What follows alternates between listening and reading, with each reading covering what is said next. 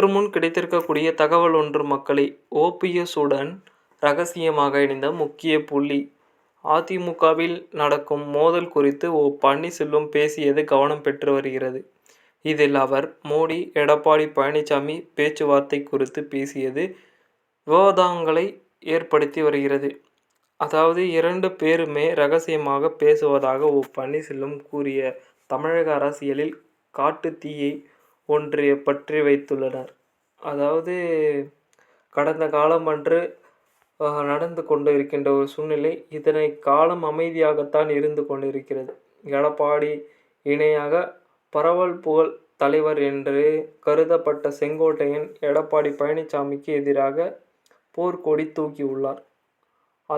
அதுக்காக பார்த்தீர்களென்றால் எடப்பாடி பழனிசாமி விவசாயிகள் ஏற்ற பாராட்டு விழா மூத்த தலைவர்களின் ஒருவரான செங்கோட்டையன் கலந்து கொள்கையை நடத்தி கொண்டிருக்கிறார்.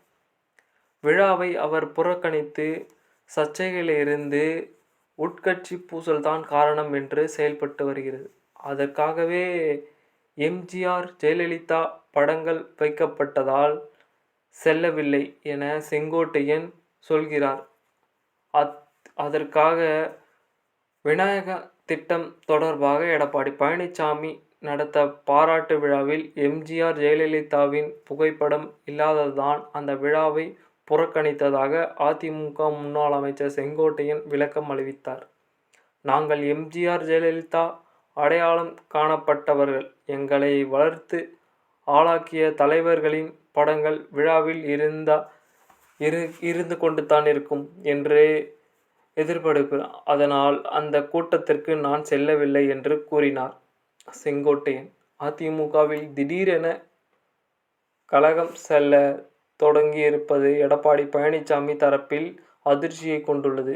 இது தொடர்பான எடப்பாடி பழனிசாமி நெருக்கமான நாட்பான சில சீனியர்கள் முக்கியமான மெசேஜ் ஒன்றை கொடுத்துள்ளார். அதன்படி செங்கோட்டையன் பன்னீர்செல்வத்தைப் போல எளிதாக எதிர்கொள்ள முடியாது. இது ரொம்ப விஷயமாகத்தான் காணப்படுகிறது என்று எதிர்பார்க்கப்படுகிறது. இதே போல செங்கோட்டையன் ஜெயலலிதா காலத்திலேயே அரசியல் செய்தவர். அவருக்கு கட்சி அரசியல் நிர்வாக பிரச்சனை ஜாதி பார்முகங்களை எதிர்கொள்ள தைரியசாலி என்றுதான் எதிர்பார்க்கப்படுகிறது. இதனையடுத்து நம்ம பார்க்கும் பொழுது செங்கோட்டையன் பேச்சு குறித்து பேசிய ஓபிஎஸ் எம்ஜிஆர் காலத்தில் இருந்து எதையும் எதிர்பார்க்கலாம். அதிமுக உழைக்கும் ஒரு உழைப்பாளையாக எதிர்பார்க்கப்படுகிறது.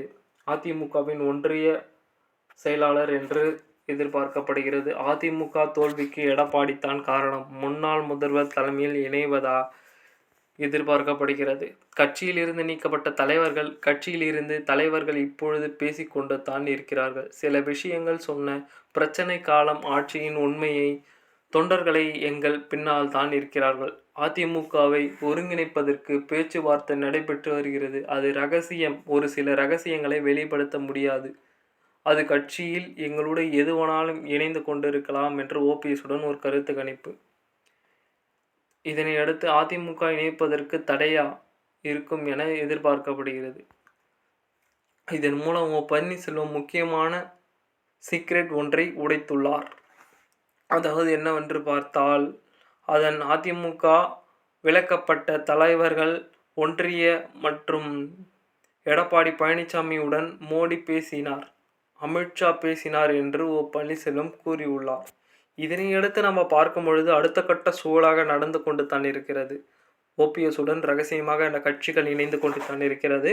அடுத்த காலம் சந்திப்போம். நன்றி, வணக்கம் மக்களே. சப்ஸ்கிரைப் பண்ணிட்டு பாருங்கள்.